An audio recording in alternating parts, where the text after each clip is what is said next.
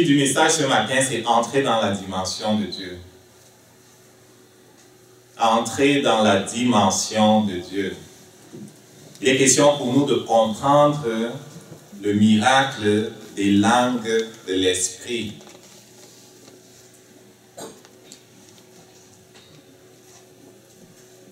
Père, tu es notre source. Nous sommes à ton école ce matin encore.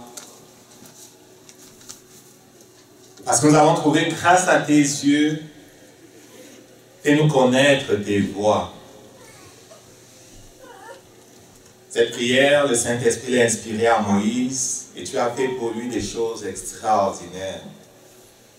Parce que tu n'es pas un Dieu qui fait de différence entre les hommes et que tu les traites de la même façon, suivant qu'ils s'approchent de toi d'un cœur sincère. C'est notre supplication ce matin que tu nous fasses connaître tes voies. Nous voulons recevoir tout ce que tu as donné à ton Église. Alors tu nous invites à être dans nos familles des personnes qui agissent avec influence pour ton royaume, des personnes qui se disposent pour être utilisées par toi comme des instruments de justice. Nous nous mettons à ton école et comme des éponges, Seigneur, nous absorbons. Et merci pour la grâce de vivre ce que nous recevons de toi. Au nom de Jésus-Christ. Amen. Amen.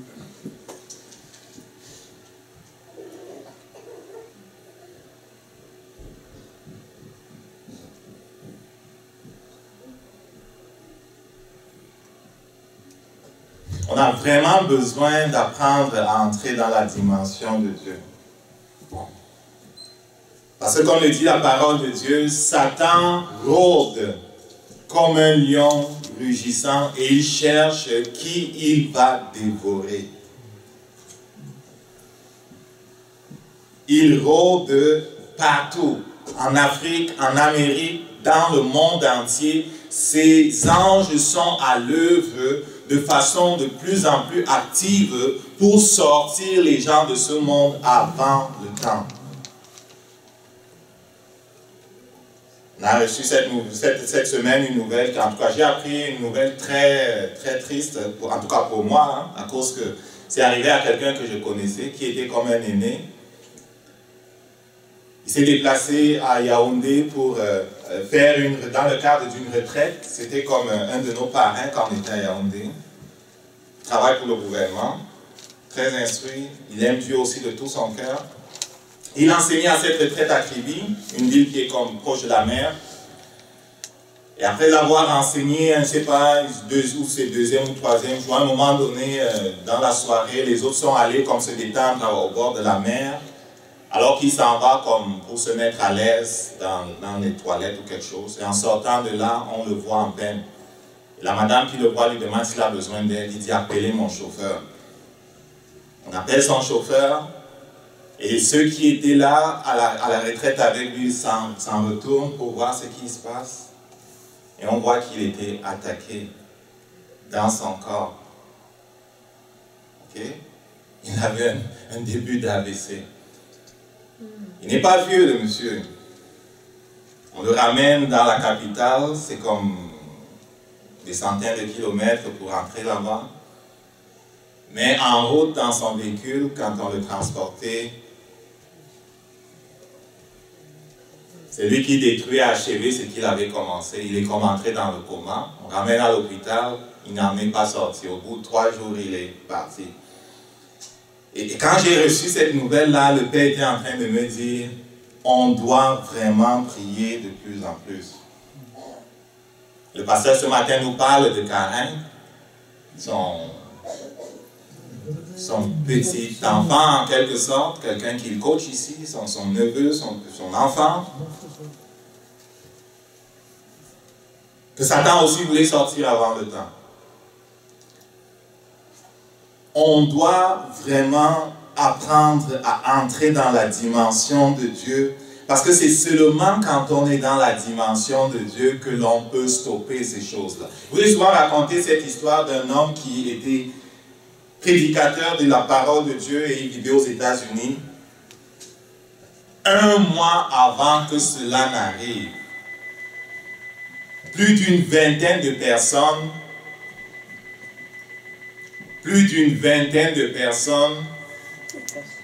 ont été comme interpellées par le Saint-Esprit afin qu'elles prient.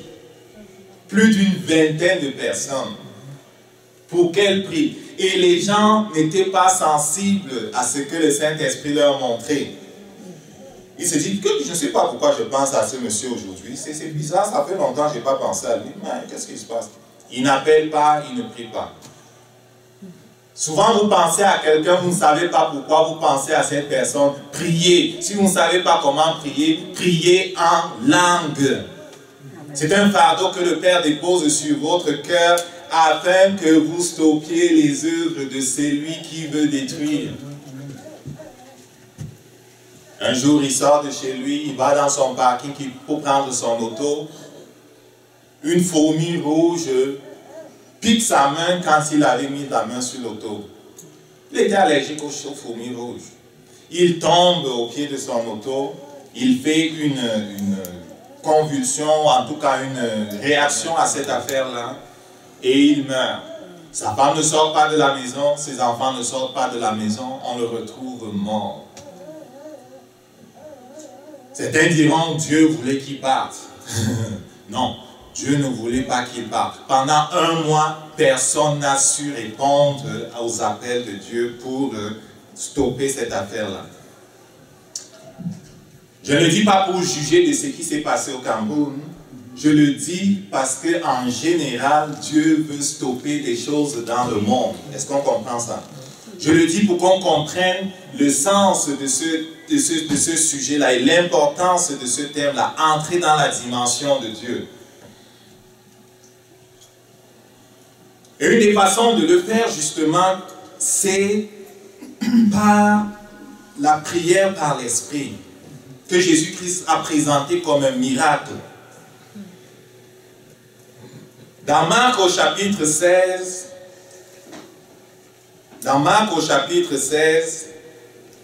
Jésus-Christ liste la prière en langue comme un miracle. Il en parle comme d'un miracle. Qu'est-ce qu'un miracle? Un miracle, c'est quelque chose qui n'est pas naturel. On dit quelque chose est miraculeux lorsque ce n'est pas le fait de l'homme. On dit que quelque chose est miraculeux lorsque les lois naturelles ont été overridées, ont été surpassées par d'autres lois, par des lois spirituelles. Quelque chose qui devait se faire en un jour, cela s'est fait en une seconde, cela s'est fait en moins d'un jour. Quelque chose qui, par des lois naturelles, devait se faire comme si cela s'est fait plus vite. Et s'il parle de langue comme d'un miracle, c'est parce qu'à la différence du langage qui est normal, qui vient de l'intelligence que nous connaissons, la nôtre, de notre raisonnement, on pense des mots, ça a une structure, ça a ceci, ça a cela, c'est compréhensible aux hommes. Le langage dont il est question là, ce n'est pas nous qui le pensons vraiment. Et l'interprétation ne vient pas des hommes. Parce que sa source n'est pas dans l'homme, sa source est en Dieu lui-même.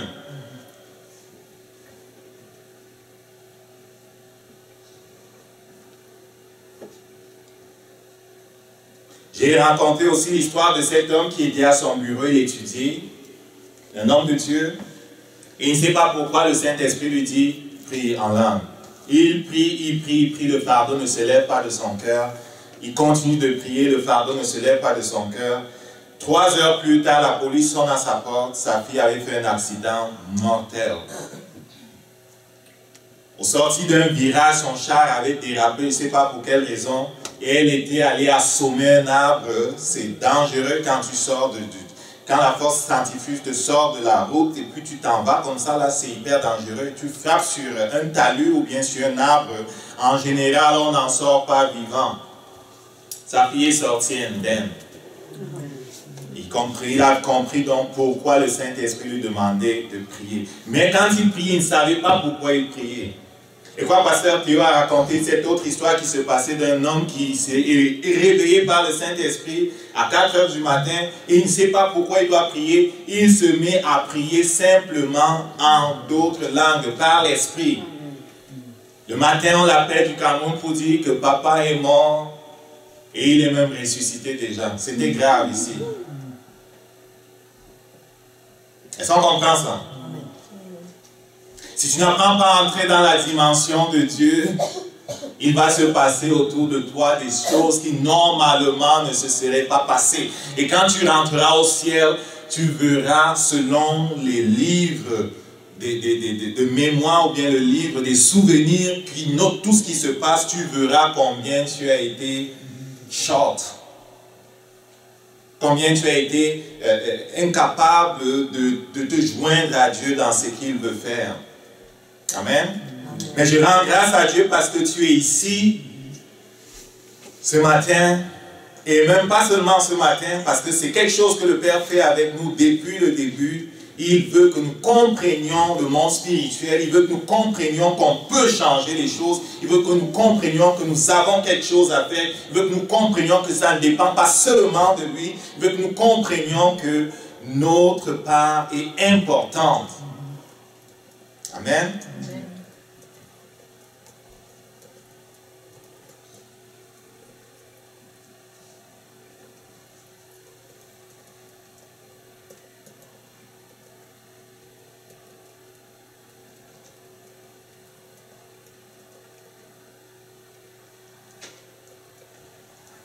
C'est toujours sous le chapitre d'une église qui triomphe par la prière que tous les messages vont être placés cette année. Tout ce qu'on va faire va être gouverné par ça.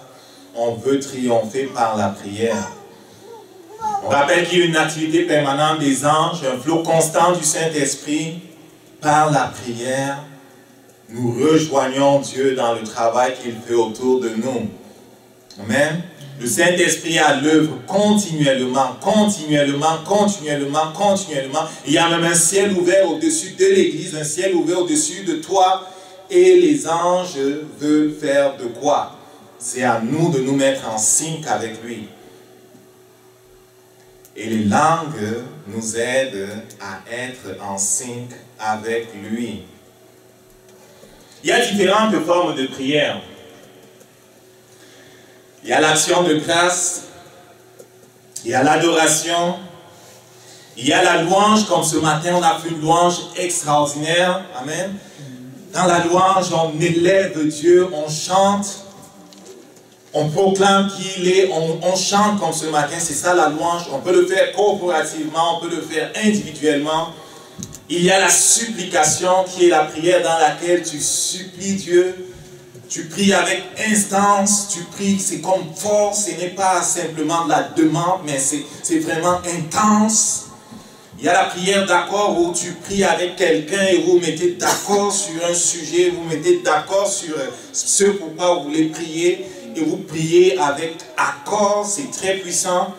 Il y a la requête et la demande qui est comme celle à laquelle on est très habitué tout le temps là. Et il y a la prière d'autorité. Il y a la prière d'autorité, extrêmement important de connaître notre autorité, extrêmement important de savoir répondre au Saint-Esprit lorsqu'il nous demande de prendre autorité sur une situation.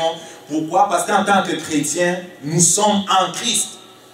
Et en Christ, nous avons reçu l'autorité de marcher sur les serpents, les scorpions, sur toute la puissance de l'ennemi. Et rien ne pourra nous nuire, nous dit le Saint-Esprit dans Luc 10, verset 19. Le Saint-Esprit dit encore dans Marc 11, à partir du verset 22 à 24, il dit « Ayez foi en Dieu ». Si quelqu'un dit à cette montagne « Ôte-toi de là », ce n'est pas Dieu, toi, quelqu'un en qui Dieu est, « Ôte-toi de là et jette-toi dans la mer », qui ne doute point en son cœur, ce qu'il dit va arriver. Ça, la prière d'autorité, extrêmement importante. L'intercession, c'est lorsque je me mets devant Dieu en faveur de quelqu'un. Et Jésus-Christ est présenté comme notre intercesseur. Hébreux 7, verset 25. Romains 8, 26, 27, 34. C'est le Saint-Esprit qui est présenté comme celui qui intercède pour nous. Donc, il y a différentes formes de prière. Et le Saint-Esprit nous demande de les utiliser toutes. Et quand on lit la parole de Dieu, on se rend compte que ces différentes formes de prière-là peuvent se faire à deux niveaux, peuvent se faire à deux vitesses, peuvent se faire dans deux dimensions. Cela peut se faire avec l'intelligence, cela peut se faire avec l'esprit. Il y a des moments où je suis en prière, je bascule en langue et je sais que je suis toujours dans l'action de grâce. Je sais que je suis dans l'adoration. Je sais à un moment que je suis dans la supplication. Comment je sais? Je sais parce que je sais dans l'esprit, tu sais. Tu ne peux pas forcément expliquer, tu sais simplement à quel niveau tu es. À un moment, je sais qu'à ce moment-ci, je suis dans la prière d'autorité, mais en langue. Pourquoi? Parce que j'ai pensé à un sujet et ça m'a vraiment troublé et j'ai voulu prier pour ce sujet. Je me suis dit, je peux basculer en langue ou bien j'ai reçu Saint-Esprit, bascule en langue et reste dans l'esprit du combat spirituel, reste dans l'esprit de l'autorité, reste dans l'esprit d'imposer à la situation la vie, le règne de Dieu. Et je sais où je suis quand je prie. Donc, chacune de ces formes de prière peuvent s'exercer à deux niveaux, par l'esprit et par l'intelligence. Pourquoi? Parce que le Saint-Esprit dit dans 1 Corinthiens 14, verset 14 à 15, qu'on peut prier par l'intelligence et on peut prier par l'esprit. Et je veux que l'on note que l'esprit ici, c'est avec un petit E. C'est ton esprit qui prie par le Saint-Esprit.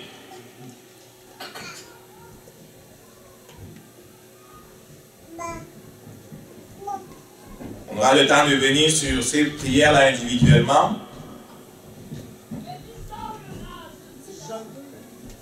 Un petit rappel, l'homme est un être à trois dimensions. On le dit, on le dit, on le dit. Il a un esprit, ou bien il est un esprit. Il est un esprit. Dieu est esprit. Il a dit, faisons l'homme à notre image, selon notre ressemblance. Dieu est esprit. Amen. Dieu est esprit. Si tu es fait à l'image de Dieu, tu es esprit. Donc, tu es esprit. Mais comme on doit habiter sur la terre, on a besoin d'un corps. On a aussi une âme qui est le siège de notre conscience et de notre inconscient. Et dans la conscience, on trouve la raison ou l'intelligence, on trouve les sentiments, on trouve la volonté. Et dans le subconscient, c'est toutes ces autres choses qui dépendent des automatismes qui se mettent en place en nous au fil du temps, au point que cela gouverne notre vie et que on les fait sans même penser.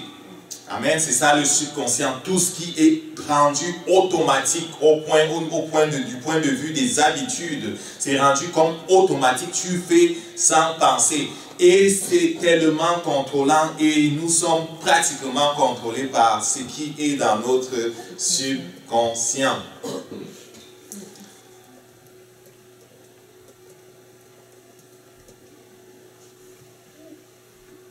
Lorsqu'on parle de l'esprit, de l'âme et du corps, il faut dire de l'esprit qu'il a déjà connu la résurrection. Il a déjà connu la mort et la résurrection. Okay? Romains 6, versets 6 à 7 dit, si nous sommes devenus une même plante avec lui par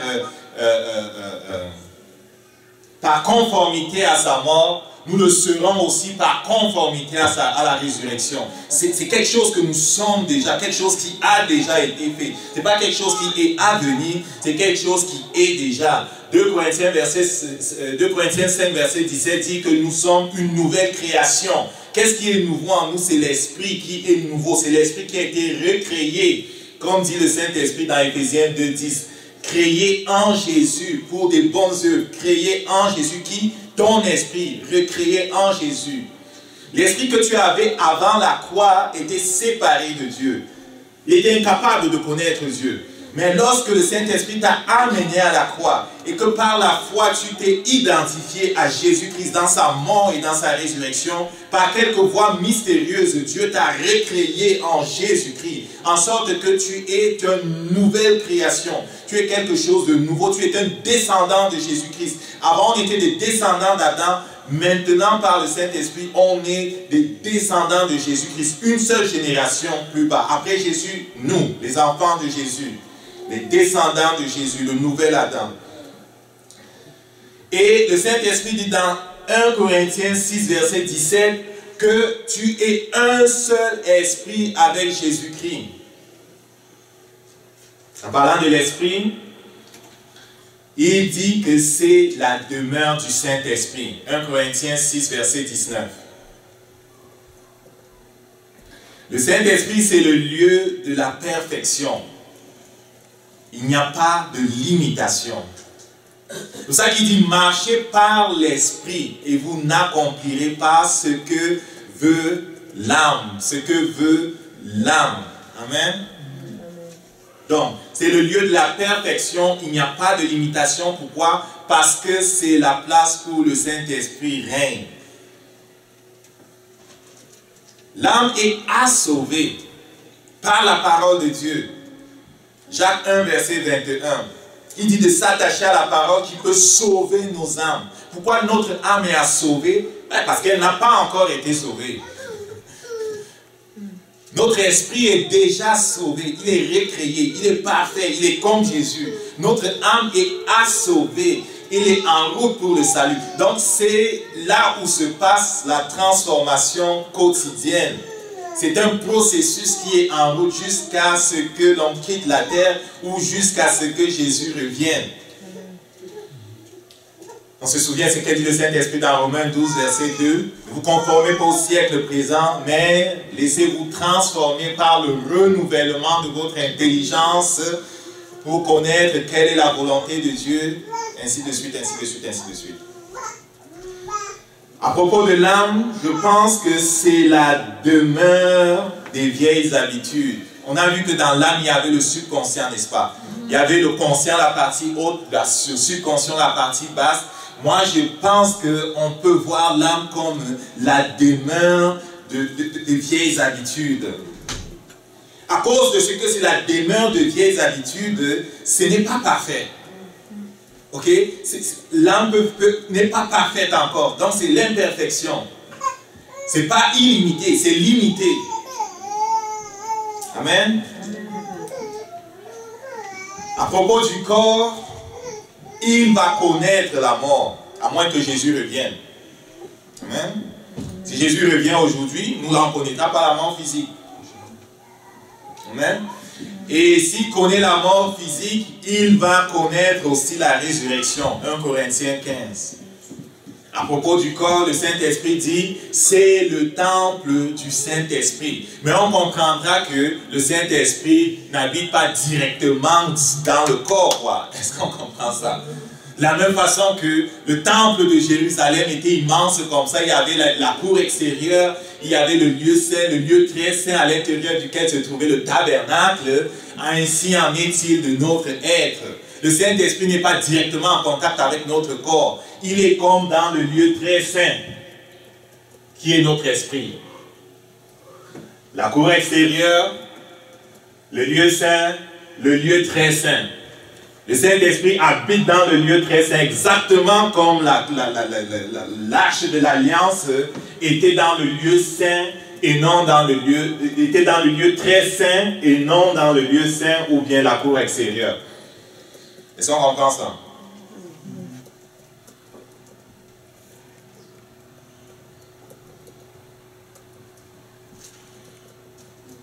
Donc ça se passe au niveau de l'âme et de l'esprit.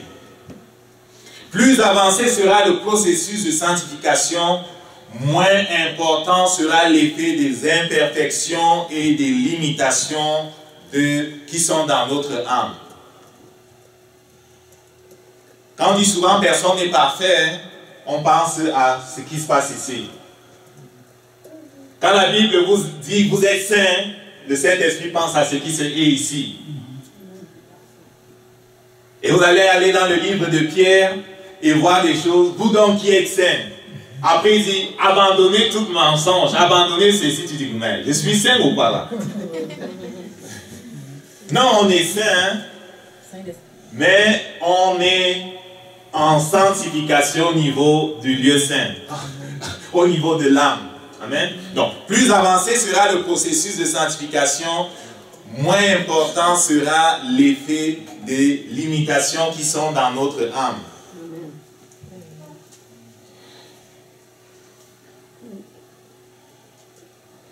On revient sur ce verset où l'apôtre dit, je vais prier par l'intelligence, je vais prier aussi par l'esprit.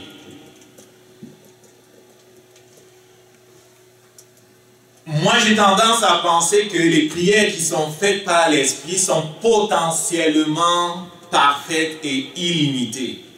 Je vais expliquer. J'ai mis potentiellement pourquoi je ne l'ai pas exclu, je n'ai pas dit sont parfaites et illimitées parce que c'est potentiellement, ça a le potentiel d'être parfait et illimité. Pourquoi? Parce que tu sois dans l'esprit ou que tu sois dans l'intelligence, tu fonctionnes par la foi. La foi est également importante que tu sois en vitesse 1 ou en vitesse 2. C'est par la foi que l'on fonctionne. Donc, c'est lui qui est dans la foi et qui est en langue fait des prières excellentes, rend des actions de grâce excellentes, comme Paul disait. Il rend des actions de grâce excellentes. C'est la perfection. Il n'y a pas de limitation. Mais si tu n'es pas dans la foi, si tu es dans le raisonnement, si tu dis, oh, c'est aussi on m'a dit de faire ça, ouais, je n'y crois même pas, j'ai l'air idiot, c'est mon foi cette affaire. Ce ne sera pas encore la perfection. Amen.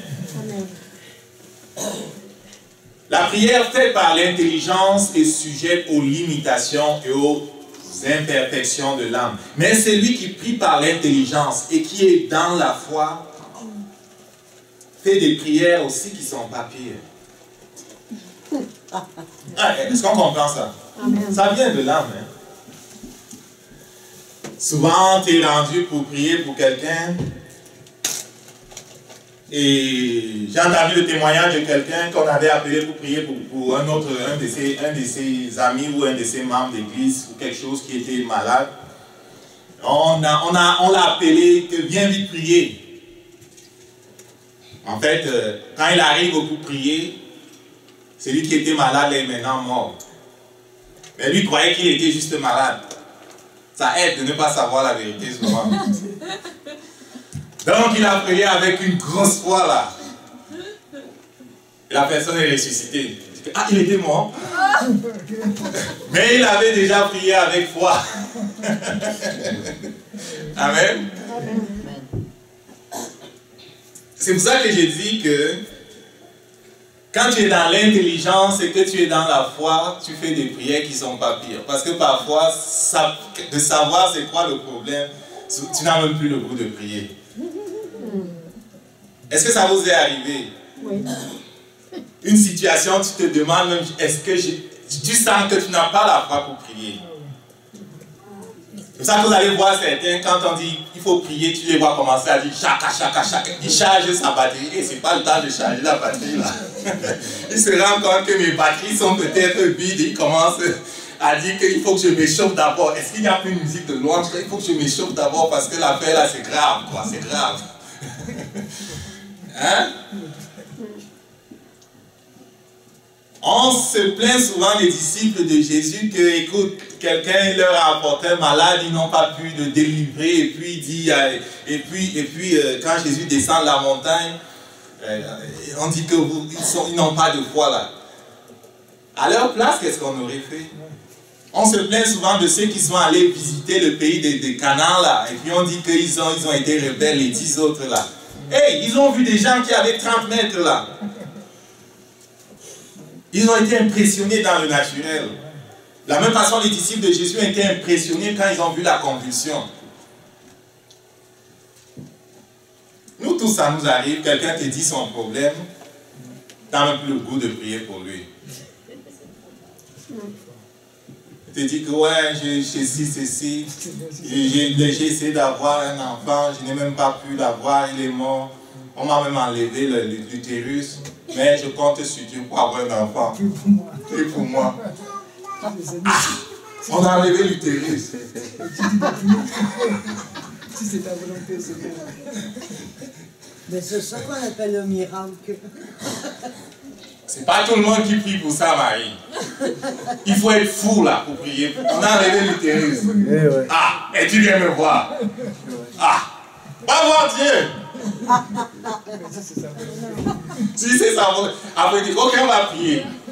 Ben, si c'est ta volonté, que ma soeur ait un enfant, on a enlevé l'utérus.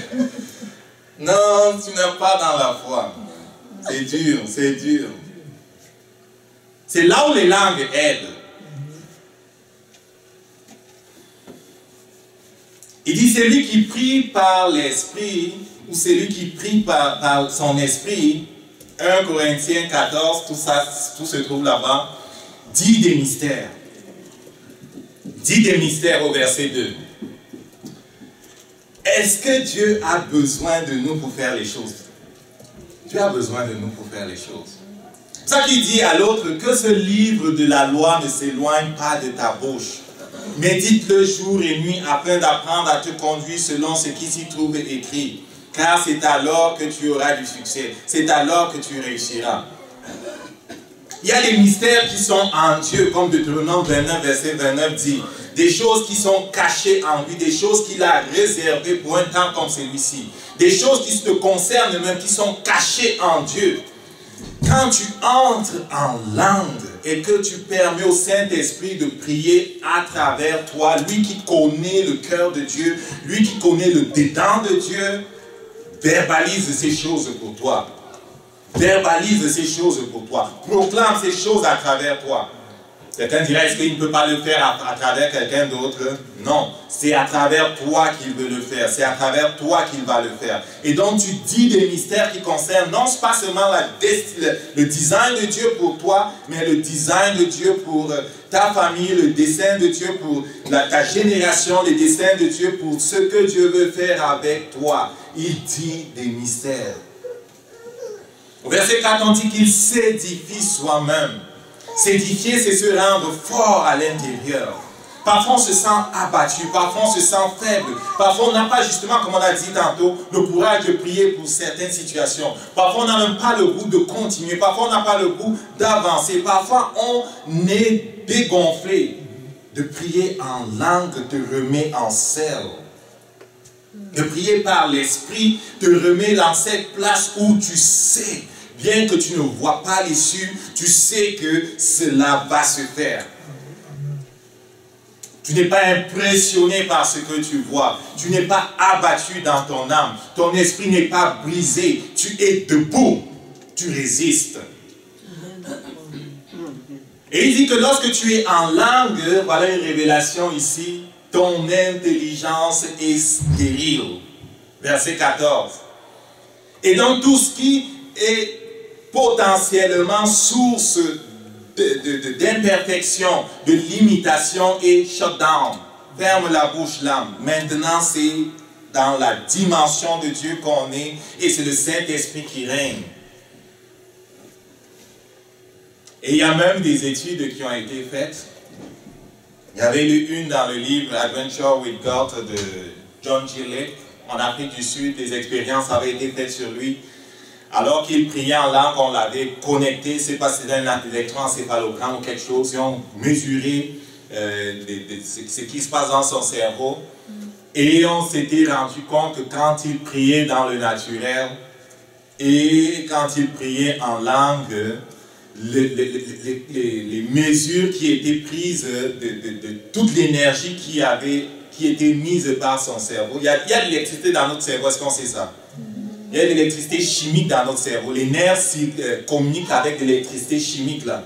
Donc on se rendait compte que c'était extrêmement puissant et qu'on n'avait jamais pris de telles mesures sur un homme. Cela dépassait tout ce qu'on n'avait jamais mesuré sur un homme. Et il expliquait aux différents scientifiques qui faisaient des recherches sur lui que c'est la puissance du Saint-Esprit.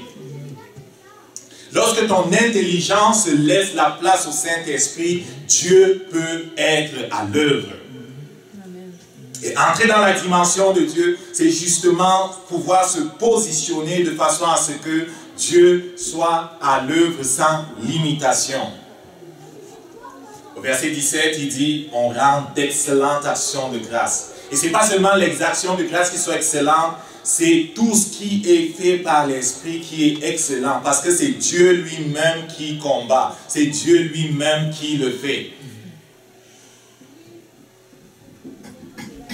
Mais du point de vue des hommes, c'est niaiseux. Du point de vue des hommes, c'est bizarre. Du point de vue des hommes, ce n'est pas quelque chose qui a de l'allure. On se demande, on a-tu l'air niaiseux? Je vous ai dit, quand je commençais à prier en langue et qu'on était à Strasbourg, quand le Père nous enseignait là-dessus, je travaillais comme je travaillais de mon côté, Bénédicte aussi. On priait ensemble, mais quand tu abordes des nouveaux sentiers, là, c'est souvent seul que tu les abordes. Tu le fais tout seul. Et quand je commençais à prier, je priais comme bas. Je prie pas parce que pas qu'elle commence à me poser des questions. C'est quoi cette affaire-là? Donc je priais pas. Parce que je savais que c'était bizarre. Ok? Ok? Donc je priais à voix basse. Mais j'étais quand même excité. Parce que je revenais chaque jour pour prier parce que je ne voulais pas que je le perde. Et donc chaque jour je revenais pour me pratiquer parce que je ne voulais pas le perdre. Mais je veux dire, je savais que c'était bizarre et je ne voulais pas l'inquiéter. Amen. Mais il a pris au Père de nous mettre comme au même niveau et on le fait maintenant ouvertement. Okay? 1 Samuel 10, verset 1 à 16 nous parle de l'histoire du roi Saül. Saül est le premier roi d'Israël. Il était allé à la recherche des ânes de son père qui étaient perdus. Et il les a cherchés pendant plusieurs jours. Quelqu'un lui dit, écoute, va rencontrer le prophète Samuel. Lui, il est capable de connaître toutes sortes d'affaires. Il va te dire où sont les ânes que tu cherches. Et il s'en va rencontrer Samuel. Et justement, Samuel lui dit que les vaches ont été retrouvées. Et Samuel lui prophétise un tas de choses. Et l'une des choses que Samuel lui prophétise, c'est que tu vas rencontrer une compagnie de prophètes et l'Esprit de Dieu va venir sur toi. Et il lui dit, quand l'Esprit de Dieu va venir sur toi, tu seras changé en un autre homme. Au verset 6, on peut voir quand il le dit. Il dit, tu seras changé en un autre homme. Au verset 6. Je vais chercher ça.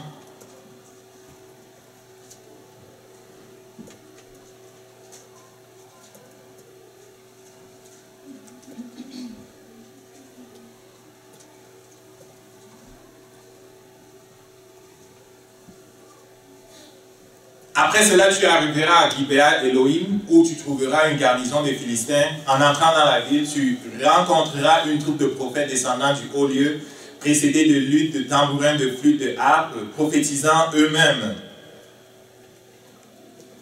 L'Esprit de l'Éternel te saisira, tu prophétiseras avec eux, tu seras changé en un autre homme. Amen. On est changé en un autre homme lorsque le Saint-Esprit vient sur nous. Changé en un autre homme.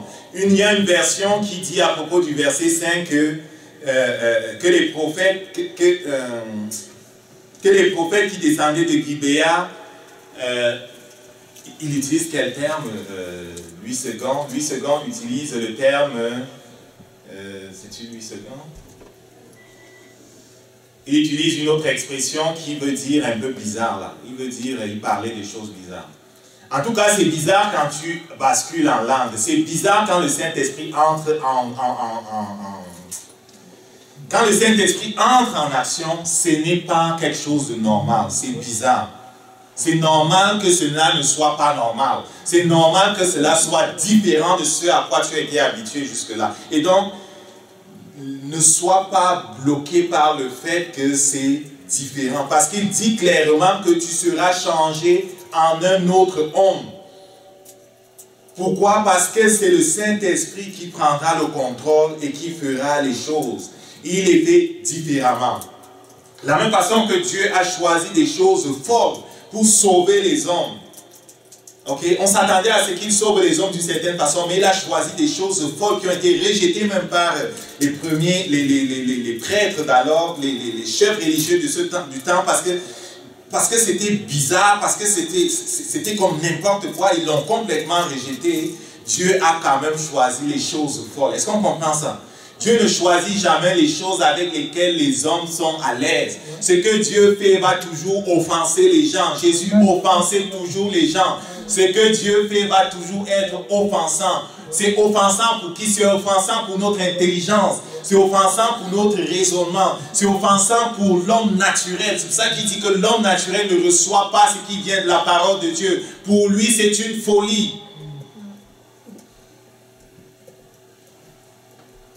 Et effectivement, quand Saül était transformé en un autre homme, il y a même une place où carrément il se déshabillait. Les prophètes, là, ils faisaient des choses bizarres. Ah oui, il se mettait nu, il faisait des choses bizarres. Il mangeait des excréments, il se couchait dans des excréments, il faisait des choses bizarres. Mais c'est le Saint-Esprit qui dit, tu fais ça, tu fais ça, tu fais ça. Ils sont possédés par le Saint-Esprit. Ils font des choses bizarres, mais qui sont prophétiques. Donc, si tu es prêt à avancer avec Dieu, attends-toi à faire des choses bizarres. Pas te coucher dans la saleté, par exemple, mais ça se peut qu'il te dise de le faire, prophétiquement. Mais je veux dire, la glossalie ou bien le fait de parler en langue, ça va choquer ceux qui ne t'ont jamais vu le faire. Mais Dieu a dit, c'est un miracle. Jésus-Christ a dit, c'est un miracle. Jésus-Christ a dit, la marque distinctive du Nouveau Testament. Qu'est-ce qui nous différencie de l'Ancien Testament? Il y a, parmi les miracles qu'on voit, c'est seulement les langues qui n'existent pas dans l'Ancien Testament. On a ressuscité les morts dans l'Ancien Testament, on a prophétisé dans l'Ancien Testament, on a donné des paroles de sagesse, on a guéri les malades, on a tout fait dans l'Ancien Testament, sauf parler en d'autres langues, sauf le Saint-Esprit parlant à travers les gens, on n'a pas vu ça dans l'Ancien Testament. Et Jésus dit à ses disciples, c'est ce qui va se passer avec vous, je parlerai à partir du dedans de vous. Et ça va être bizarre. Et justement, dans Acte 2, quand cela se passe, les gens les trouvent comment? Bizarre. Bizarre. Bizarre.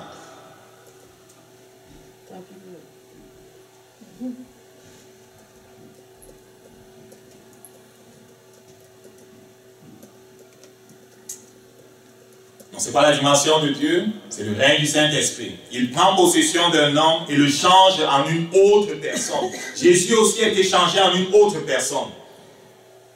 Le Jésus qui a vécu avec ses parents adoptifs, avec ses frères et ses sœurs, n'est pas le même après que le Saint-Esprit soit descendu sur lui. Tu peux lire dans Luc 3, à partir du verset 21 et 22, son baptême. Il est baptisé, le Saint-Esprit descend sur lui, il est changé en une autre personne. Le Saint-Esprit dit qu'il s'en alla dans la puissance du Saint-Esprit. Et il s'en retourne du désert après la victoire sur Satan dans la puissance du Saint-Esprit. Il est changé en une autre personne. C'est ça que Jésus-Christ, lorsqu'il envoie ses disciples, il dit, faites bien attention de ne pas vous lancer en mission parce que vous êtes encore dans le naturel. Parce que vous n'êtes pas encore dans la dimension de Dieu. Parce que vous n'avez pas encore reçu le Saint-Esprit. Parce que vous n'avez pas encore été oint. Parce que vous n'avez pas encore été changé en une autre personne. Attendez. C'est Acte 1, verset 8. Et ils attendent, et ils sont dans la prière, et ils désirent de tout leur cœur, et ils ont soif de voir la gloire de Dieu. C'est un critère important, sinon tu ne la verras pas. Et le jour de la Pentecôte, ils sont recouverts de la puissance du Saint-Esprit. Ils sont changés à d'autres personnes. On peut le voir dans Acte 2. Et il se passe justement des choses bizarres.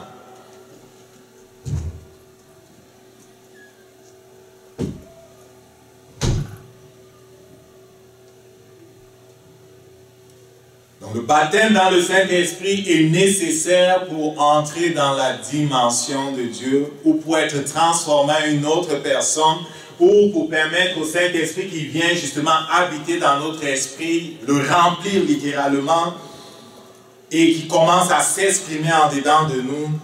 C'est nécessaire pour arriver à cela. C'est pour ça qu'on le voit d'une certaine façon avec Jésus, on le voit avec les apôtres, on va le voir aussi avec l'apôtre Paul une fois qu'il est sauvé et que Ananias vient lui imposer les mains. Ananias dit, qu'est-ce que tu attends? Lève-toi, sois baptisé au nom de Jésus-Christ, c'est qu'il fait. Et il est écrit par le Saint-Esprit qu'il a été baptisé au nom de Jésus et qu'il s'est mis à parler en d'autres langues. C'est la marque distinctive c'est la marque distinctive de la nouvelle alliance. C'est la marque distinctive de la nouvelle alliance quand on la compare à l'ancienne alliance. C'est la chose qui différencie. Le fait que le Saint-Esprit habite en nous et s'exprime au travers de nous et fait de quoi à travers nous.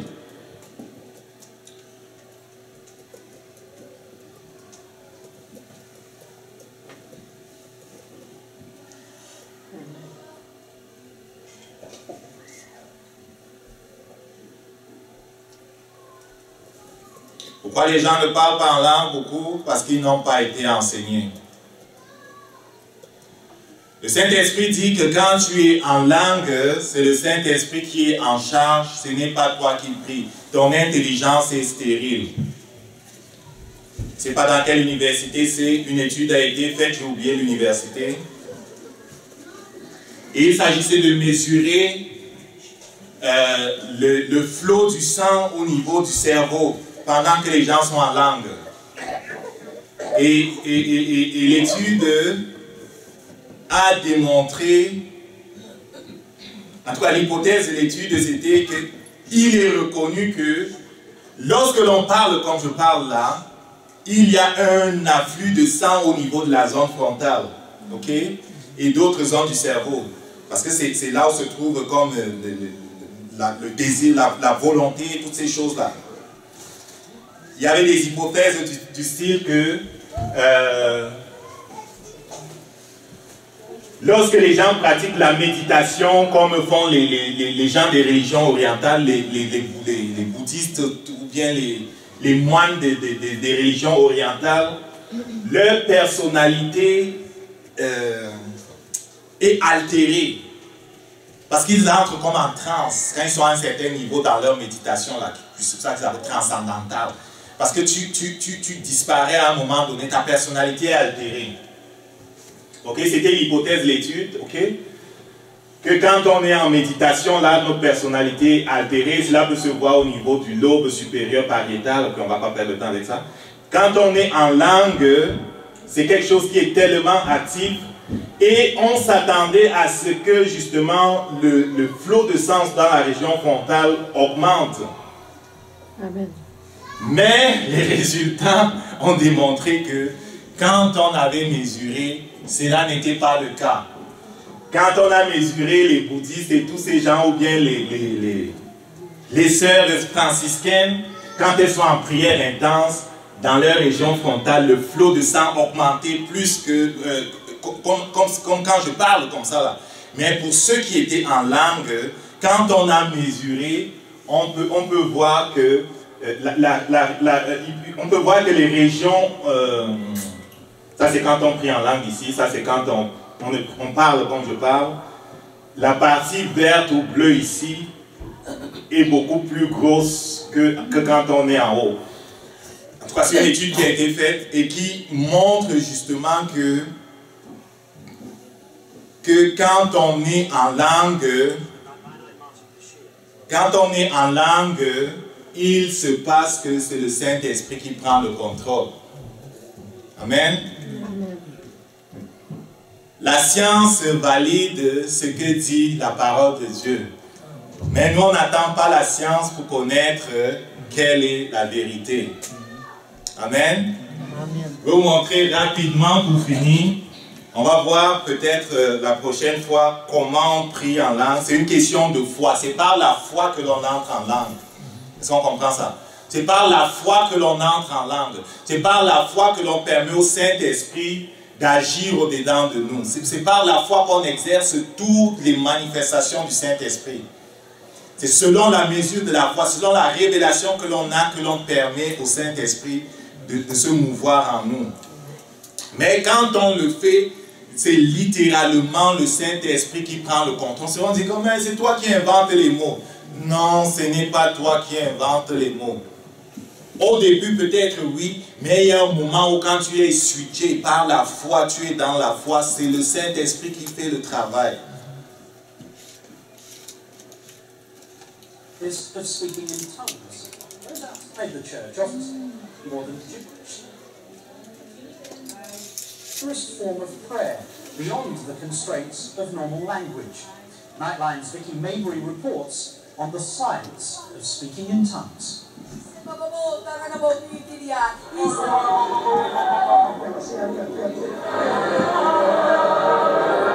It is an ancient practice mentioned in the Bible. St. Paul called it speaking in the tongues of angels. L'apôtre Paul l'appelle parler en langue, said to do it en at langue des Pentecost. anges. Jésus a The prévu technical qu'on... term is glossolalia. Most people call it speaking in tongues. Okay. On voit des gens qui parlent en langue dans le cadre de l'église. There's a vast number of people out there that because they did not personally experience it or have been taught against it all their lives, there's no way they have an ability to embrace Il it. dit parce que les gens ont été enseignés pour ne pas le recevoir, ils sont bloqués, ils n'arrivent pas à le recevoir. That's not stopping Pastor Jerry Stoltzfus or others in his congregation at the Freedom Valley Worship Center in Gettysburg, Pennsylvania, from using what they say is a God-given gift. Et rien ne va stopper ce pasteur et son église de parler en langue. Okay. Comment? It almost sounds like a foreign language, but That's actually, the those who speak in tongues are not saying anything in any known language. Ceux qui parlent en langue ne disent rien dans un langage humain. To figure out what needs to be healed, he will use what sounds like gibberish, like any other language sounds like gibberish. He will interpret that for his purposes and his uses. We say things in our own English language. Nous disons des choses en anglais, Tongues is a heavenly language. mais parler en langue, c'est le langage de l'esprit. And Jesus intercedes for us. They say they have no control over what comes out of their mouths, that they're swept up in a rush of ecstatic religious feeling, and that the Holy Spirit is speaking through them. Do you hear yourself? Oh yeah. Sometimes I think I sound like a total idiot. Dis oui. It's almost all in yellows and red here. At the University of Pennsylvania, Dr. Andrew Newberg is looking for an explanation for what most regard as unexplainable. I mean, it's not language. It's not regular language, at least. Newberg is exploring the relationship between faith and science, studying what happens in the brain during the deepest moments of faith. We're really going to look at this very, very powerful force in human history of religion and spirituality. I think we really have to take a look at how that affects our brain, what's changing or turning on or turning off in our brain. He's recently published a study of Americans speaking in tongues. Remarkably, he discovered that what's happening to them theologically looks a lot like what they say is happening to them spiritually. Make sure we got your whole. Pastor Jerry Stoltzfus to come to the university to have his brain scanned while he speaks in tongues. This way, we could see the experiment in action. I don't think faith is anything to be afraid of from science. Science validates faith. So bring it on. Whatever the facts are, bring it on. Just go ahead and you can begin prayer. First, he's told to pray in English. Father, I pray for family members involved in this study. Grant them what they are looking for in their personal lives, for their vision and their potential. Then he's told to speak in tongues. On demande de prier en anglais, on scanne son cerveau, on demande de prier en langue.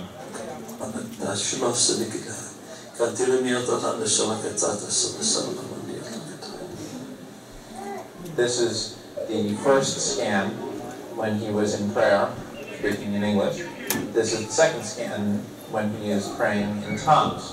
Pastor Stoltzfus' frontal lobe, the part of the brain that controls language, was active when he prayed in English, but for the most part it felt quiet when he prayed in tongues. When they're actually engaged in this whole in very intense spiritual La partie du cerveau qui contrôle le langage naturel est active lorsqu'il prie en anglais, mais pour la plupart du temps, elle est inactive lorsqu'il prie en langue. Ça, quand dit on prie par l'esprit, le cerveau ou l'intelligence est stérile. And who were not speaking in tongues on demand, as Jerry Stoltzfus had done. Study participants like Donna Morgan first listened to music, then went to where the Spirit took them.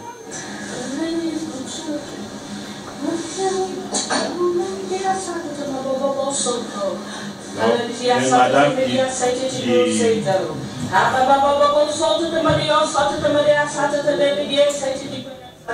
And I heard elle le fait en écoutant la musique. it was in my spirit that it was going to be proven that there's a part of our brain that we have no control.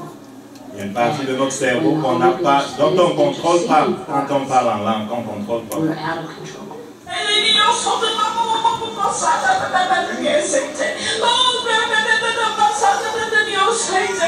In earlier studies, Dr. Newberg looked at what happens in the brains of Buddhist monks meditating and Franciscan nuns praying.